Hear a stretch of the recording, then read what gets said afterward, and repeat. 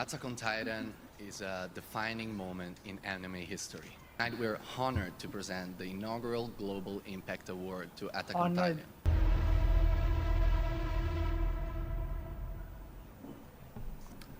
Please welcome the creative team from Attack on Titan to the stage to accept the Global Impact Award.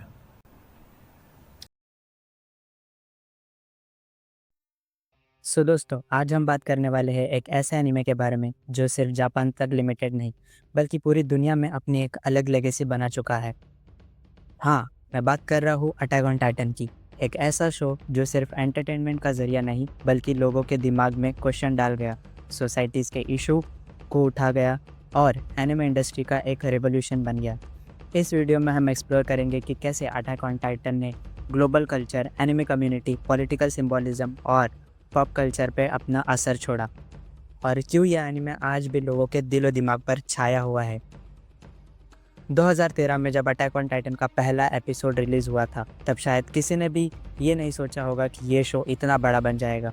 हाजिमे इसायामा का लिखी हुई मांगा already अपनी unique story और dark theme की वजह से पॉपुलर थी, लेकिन एनिमे अडेप्टेशन तो उसमें जान डाल दी। वो बैकग्राउंड स्कोर, उस माहौल का प्रेशर और एरन येगर के रिवेंज ने लोगों को तुरंत अपनी तरफ खींच लिया। जापान में ऑब्वियसली इसकी पॉपुलैरिटी हुई थी, लेकिन जो बात यूनिक थी वो ये कि अटैक ऑन टाइटन ने वेस्ट में भी उतनी ही तेज़ी से अपनी जगह बनाई। अटैक ऑन टाइटन एक ऐसा एनिमे है जो सिर्फ ओटाकू कम्युनिटी तक सीमित नहीं रहा। नेटफ्लिक्स, क्रंचीरोल और फनीमेशन जैसे प्लेटफॉर्म की वजह से इसका एक्सेस दुनिया के हर कोने तक पहुंच गए। US, Canada, Europe, India, Philippines, हर जगह इसके फैंस बने और जो लोग पहले कभी एनिमे नहीं देखते थे उन्होंने भी इस शो की इंटेंसिटी देखकर अपनी सोच बदली। ये एनिमे एक कल्चरल शॉक था जिसमें ह्यूमैनिटी के सर्वाइवल, पॉलिटिक्स, वॉर और बेट्रेयल को इस तरीके से दिखाया गया जो पहले कभी मेन स्ट्रीम एनिमे में नहीं दिखा गया था। इस एनिमे की सबसे खास बात यह है कि इसकी स्टोरी सिर्फ टाइटन्स के खिलाफ ह्यूमैनिटी की फाइट तक सीमित नहीं है। ये show indirectly war, racism, freedom और ऑपरेशन के टॉपिक्स को एड्रेस करता है। मार्ली और एल्डियंस के बीच का कॉन्फ्लिक्ट या पैराडाइज आइलैंड के आइसोलेशन, ये सब रियल वर्ल्ड के पॉलिटिकल और हिस्टोरिकल इंसिडेंट की तरह लगता है। नाजी जर्मनी, आर्कटाइड और मॉडर्न पॉलिटिक्स के पैरेलल इस शो में देखने को मिलते हैं। यही वजह थी कि कई जगह इस शो पे कंट्रोवर्सीज भी हुई। कुछ लोगों ने इसे मिलिट्री प्रोपेगेंडा बोला तो कुछ ने इसे एंटी वॉर मास्टरपीस कहा, लेकिन इस डिबेट ने अटैक ऑन टाइटन को ग्लोबल मीडिया का डार्लिंग बना दिया। आज से पहले कभी किसी एनिमे ने इतना बड़ा क्रॉसओवर नहीं किया था।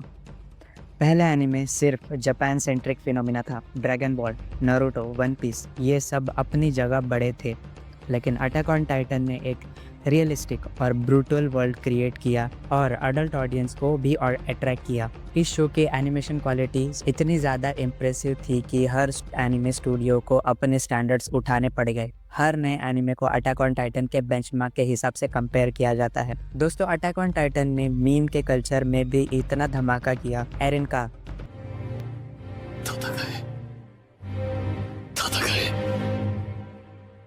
या लीवाई का कोल्ड एटीट्यूड, ये सब मीम बनकर ट्विटर, रेडिट और इंस्टाग्राम पर वायरल हुए। इवन नॉन एनिमे फैंस भी इसके मीम्स को समझने लगे। और कौन बोल सकता है कि वो सीन जहां एरन वॉरहैमर टाइटन से लड़ता है, उस सीक्वेंस का इम्पैक्ट इतना बड़ा था कि सोशल मीडिया पर सब जगह उसके क्लिप्स घूमने लगे थे। यही नहीं, मार्वल के राइटर्स ने भी इस शो की प्रेज़ की थी और अटैक ऑन टाइटन का क्रॉसओवर फैन आर्ट मार्वल के कैरेक्टर्स के साथ बनाना एक ट्रेंड बन गया था। कई हॉलीवुड सेलिब्रिटीज जैसे Michael B Jordan, Post Malone और Megan Thee Stallion openly attack on Titan के फैंस थे। ये लोग इस शो की पब्लिक अप्रिसिएशन कर चुके हैं। इससे ये प्रूफ होता है कि एनिमे अब सिर्फ नीश जॉनरा नहीं रहा बल्कि ग्लोबल मेनस्ट्रीम का हिस्सा बन चुका है। इंडियन कंटेंट क्रिएटर्स भी इस शो पर रिव्यू, ब्रेकडाउन और फैन थियरीज बनाने लगे और जब फाइनल सीजन आया और इंडिया में भी ट्रेंडिंग टॉपिक्स पर ट्विटर में अटैक ऑन टाइटन नंबर 1 पर था। इस एनिमे का एक बड़ा इम्पैक्ट ये भी है कि इसके इंटेलिजेंट और डीपली इन्वेस्टेड फैंस बेस बनाई। हर एपिसोड के बाद रेडिट और यूट्यूब पे फैन थियरीज की बाढ़ आ जाती थी।